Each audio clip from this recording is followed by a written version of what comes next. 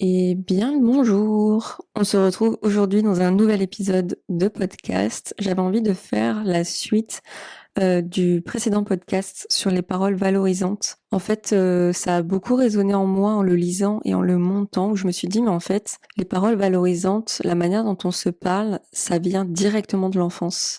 Ça vient directement de la façon dont les adultes, les parents, ceux qui vous ont entouré enfant, vous parlez, se parler à eux-mêmes, parler aux autres. C'est vrai que des fois, j'ai le réflexe de dire certaines choses et je me dis, ah, j'ai l'impression d'entendre telle ou telle personne parler. Et en fait, c'est tout à fait ça. Ils vous ont ancré en vous leur habitude de se parler et c'est pas forcément bénéfique. Moi, j'ai un peu souffert de ça quand même. Et je me dis que il y a cette naissance de parole, c'est vraiment fait via vos parents, etc. Donc voilà, j'avais envie de ce fait de vous faire un épisode sur les paroles qu'on aurait aimé entendre.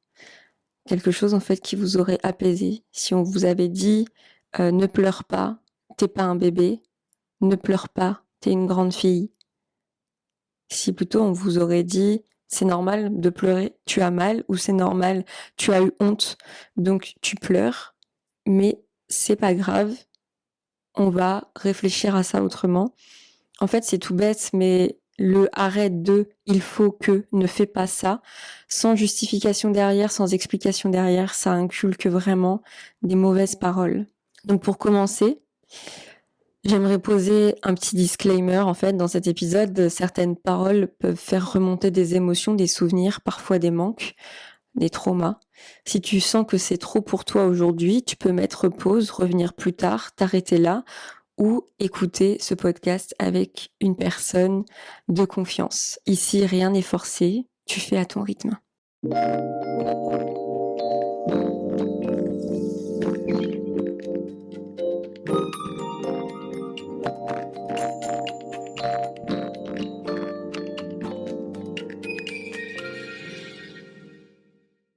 Si tu découvres ce podcast, bienvenue à toi. Moi, c'est Aurore, sur les réseaux Aurore au naturel. J'ai commencé à partager sur YouTube en 2013 autour du soin des cheveux au naturel. Puis avec le temps, mon contenu a évolué vers le bien-être, la santé globale et le développement personnel. Je suis ingénieure agroalimentaire de formation, j'ai aussi un diplôme en sciences de l'entraînement et de la nutrition et je suis certifiée en accompagnement en hygiène de vie, de bien-être et de naturopathie. Dans ce podcast, je te partage des réflexions, des connaissances et des outils pour mieux comprendre ton corps, ton mental et avancer vers une relation plus apaisée avec toi-même. On partage en fait ce chemin de vie que moi-même je découvre au fur et à mesure de mes années. Voilà, nous vieillissons ensemble avec mon chemin de vie. J'essaye d'être un peu... Enfin voilà, je raconte des bêtises parce que je sais que le sujet n'est pas forcément super sympa à traiter et pas forcément simple à écouter. Donc on va essayer de faire ça dans le plus bel aspect. Il y a des phrases qui marquent une vie, pas seulement celles que l'on a entendues, mais aussi celles que l'on n'a jamais entendues. Celles qu'on aurait aimé recevoir à un moment précis, celles qui auraient peut-être changé la manière dont on s'est construit. Dans cet épisode, j'aimerais te proposer un espace un peu différent, un espace pour déposer ces paroles manquantes, un espace pour les reconnaître et peut-être doucement commencer à te les offrir toi-même. Pourquoi certaines paroles manquent autant? Quand on est enfant, adolescent ou même adulte, certaines paroles sont essentielles. Elles ne servent pas à flatter, elles servent à sécuriser, à nous dire que ce que l'on ressent a le droit d'exister, que ce que l'on est acceptable, que l'on peut être aimé sans condition.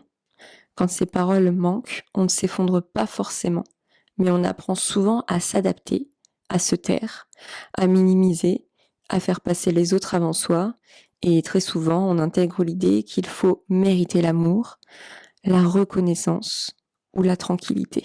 Il y a plusieurs catégories de paroles qu'on aurait aimé entendre. En premier, les paroles de validation émotionnelle. Ce que tu ressens est légitime, tu as le droit d'être triste, tu n'exagères pas. Quand on n'a pas entendu ces phrases, on apprend à douter de ses émotions, à se demander si l'on en fait trop, à se couper de son ressenti. Et pourtant, une émotion reconnue est une émotion qui peut circuler. Il y a aussi les paroles d'autorisation. Tu as le droit d'être différent. Tu peux prendre ton temps. Tu as le droit de dire non. Sans ces paroles, beaucoup de personnes vivent avec l'impression qu'elles doivent constamment s'adapter. S'adapter pour être aimées, s'adapter pour être acceptées, s'adapter pour ne pas déranger. Il y a aussi les paroles de sécurité. Je suis là. Tu n'es pas seul. Même quand tu te trompes, tu comptes. Ces phrases ne règlent pas les problèmes, mais elles régulent profondément le système nerveux. Elles disent, tu peux te poser, tu n'as pas besoin d'être en alerte permanente. Et aussi, il y a les paroles de reconnaissance. Je suis fière de toi, tu fais déjà beaucoup, tu es suffisant tel que tu es. Quand on ne les a pas entendues, on cherche souvent cette reconnaissance à l'extérieur, dans le travail, dans les relations, dans la performance, avec parfois un sentiment de vide qui ne se comble jamais vraiment. Je prends le temps de me poser parce que je pense qu'il y a beaucoup de personnes qui ont dû se reconnaître dans ces 4 types de paroles. Je vais pas faire le topo, mais moi, à peu près les 4. À peu près les 4, il y a des choses que j'aurais aimé entendre, que ce soit de la part de mes parents ou des adultes qui ont gravité autour de moi en grandissant, mais même de la part de certains amis ou pire de mon conjoint, de mon ex-conjoint en l'occurrence. En fait, il y a des choses où vraiment, il y a un moment où on n'a pas forcément besoin d'énormément de choses. Juste le fait qu'on nous dise ton émotion ou ce que tu ressens est légitime. On peut ne pas comprendre, hein, mais au moins c'est légitime. Ça m'est déjà arrivé d'entendre quelqu'un se moquer d'une nana qui s'était mise à pleurer parce qu'elle était tombée en panne sur la route et qu'elle avait fait une crise de panique. En fait, c'est légitime. Tu peux pas en fait te mettre à la place de la personne. Moi, tomber en panne, c'est pas un truc qui me dérange. Ça fait chier, c'est plus ça. Mais en fait, on n'a pas le droit de se moquer de cette personne. Juste, il faut analyser, lui expliquer que tout est OK, qu'il n'y a pas eu de problème, qu'il n'y a pas eu d'accident et qu'il ne faut pas rester en boucle sur ça pendant des semaines, parce que là, c'était le cas. C'était quelqu'un qui restait en boucle pendant des semaines, voire des mois sur ça, alors qu'en fait, l'histoire était passée, la voiture était réparée ou vendue, je crois, et elle était en train de créer un trauma parce qu'elle se mettait en boucle ça. Et moi, ce que j'ai juste fait, c'est je comprends ta détresse, ta tristesse et la panique que tu as pu vivre à cet instant-là. Maintenant, tout va bien. Tu es en sécurité. Tu n'as plus cette voiture, tu t'en es séparé pour éviter de recréer ce moment qui t'a traumatisé. Ne reste pas en boucle là-dessus. Il faut avancer et se dire que tout va bien, il n'y a plus de problème. Et voilà, en fait, c'est normal d'avoir réagi comme ça. Je comprends que ça a pu te stresser, etc. Valider, en fait, ce que la personne a vécu et ce qu'elle ressent.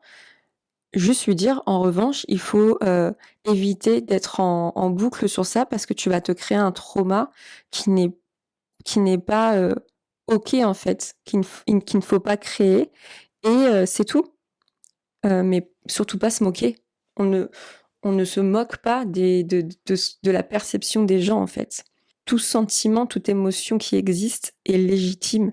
On peut ne pas la comprendre, mais elle est là. C'est légitime, comme les personnes qui ont une peur bleue de telle ou telle chose. C'est là, c'est légitime. Moi, j'ai une phobie des araignées. Franchement, je ne réfléchis plus de la même manière quand je sais qu'il y a une araignée dans la pièce.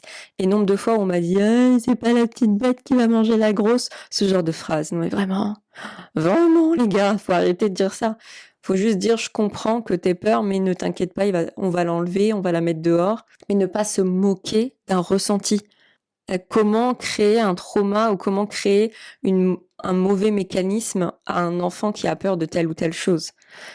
Bref, alors du coup, la petite astuce, c'est qu'il faut se réapproprier ces paroles-là aujourd'hui.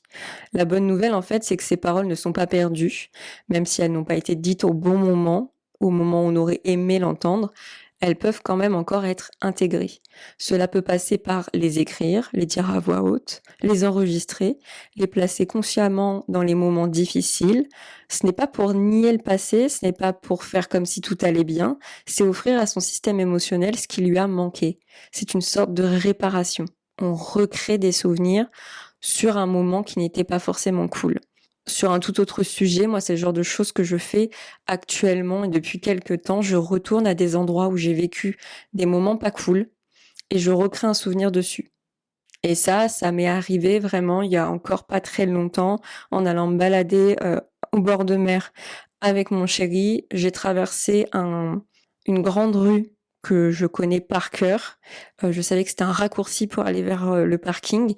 Et en fait, j'ai revu un endroit précis. Et en fait, je suis repartie en arrière en me disant, oh waouh, physiquement, vraiment, j'ai bloqué et j'ai fait 1 ou 2 pas en arrière. J'ai fait waouh, ce moment-là, cet endroit-là, en fait, je suis en train de le revivre et je revis un mauvais moment qui s'était passé avec quelqu'un où vraiment c'était très désagréable. J'avais eu des paroles vraiment dénigrantes envers ma personne, envers qui j'étais, comment je m'habillais, comment je réfléchissais, comment je pensais. Et en fait, mon chéri m'a pris dans les bras, m'a mis à l'endroit où ça s'était passé, m'a fait un énorme câlin, m'a embrassé, il m'a dit voilà, aujourd'hui, c'est ce souvenir-là, ça c'est le dernier. Tu es en train de faire une mise à jour et c'est ce nouveau souvenir-là qu'il faut garder, qu'il faut créer. Et on n'efface pas ce qui s'est passé avant, mais moi je te fais la mise à jour et ça c'est la dernière mise à jour. Voilà, comme Google Maps en fait. Quand vous allez sur Google Maps et que vous voyez la mise à jour. Et rien que ça m'a fait énormément de bien. Je sais que je peux retourner à cet endroit-là et ça sera beaucoup moins pénible pour moi parce qu'en effet, on a recréé un nouveau souvenir et c'est tout bête, mais c'est vraiment une forme de réparation. Ça fait énormément de bien. Donc pour conclure, il n'est jamais trop tard pour entendre les bonnes paroles et parfois la personne qui peut te les offrir aujourd'hui, c'est toi, avec plus de douceur, plus de présence, plus de respect pour ton image. Si cet épisode t'a parlé, tu peux m'écrire un message privé sur Instagram, Aurore au naturel. Dis-moi une phrase que tu aurais aimé entendre. Et peut-être que ce sera celle que tu commenceras à te dire à partir d'aujourd'hui. Je te souhaite une belle journée, une belle après-midi ou une bonne soirée, selon le moment où tu vas écouter ce podcast. Et je te dis à très bientôt dans un prochain podcast. Ciao!